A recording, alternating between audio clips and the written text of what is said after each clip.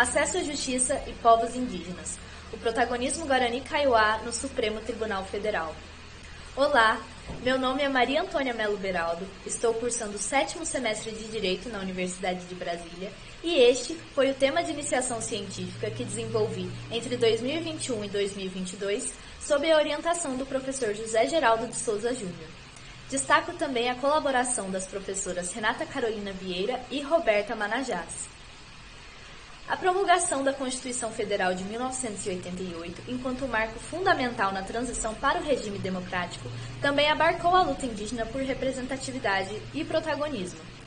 Ao considerar o direito fundamental de acesso à justiça, é inquestionável o direito das comunidades indígenas em buscar a prestação jurisdicional estatal, em consonância com o artigo 232 da Constituição Federal, o qual estabelece que os índios, suas comunidades e organizações são partes legítimas para ingressar em juízo, em defesa dos seus direitos e interesses, intervindo o Ministério Público em todos os atos do processo.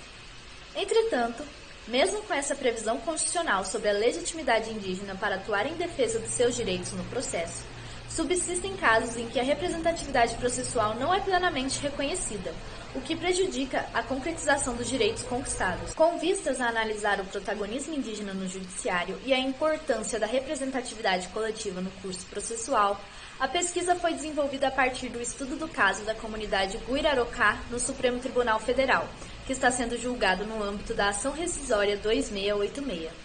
A ação rescisória visa tornar nulo o processo que anulou a demarcação da terra indígena Guirarocá, pois a comunidade não havia sido citada para participar dos atos processuais, de modo que não foi ouvida, em nenhum momento, mas apenas representada pela Fundação Nacional do Índio.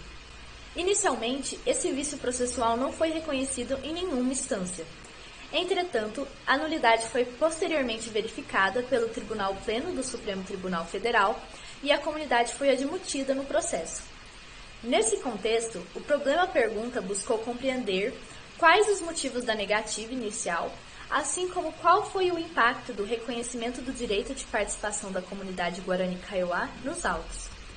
Além disso, a pesquisa também abarcou uma entrevista realizada com o Dr. Rafael Modesto, que é advogado da comunidade na ação, pelo Conselho Indigenista Missionário.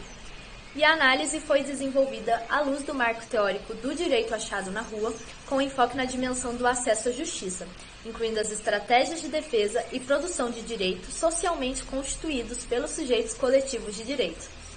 A fundamentação adotada pela defesa e os relatos narrados pelo entrevistado permitiram identificar que os requerimentos da comunidade Guirarocá para ingresso no processo não almejavam apenas o acesso formal à justiça pela comunidade para cumprimento do disposto no artigo 232 da Constituição Federal.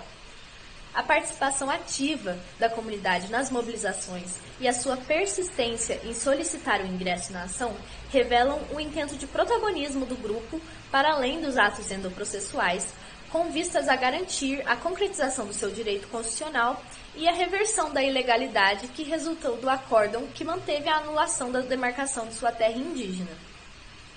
Sendo assim, a mobilização e a participação do Grupo Guarani Kaiowá compreende um protagonismo inerente às demandas da comunidade, de modo que, sem o reconhecimento pleno dos direitos de participação em todos os atos processuais, não há que se falar em acesso à justiça dos povos indígenas. Enquanto sujeitos coletivos de direitos, as comunidades devem estar amplamente integradas ao processo para a reivindicação de suas demandas. Uma integração que deve significar não apenas a manifestação ou oitiva nos autos, como o acesso formal à justiça, mas também a mobilização interna da comunidade e a adequada representatividade processual pela defesa. No caso da comunidade Guirarocá, tornou-se evidente que o protagonismo do grupo buscou concretizar o acesso material à justiça pela sua prática emancipatória enquanto sujeito coletivo de direitos.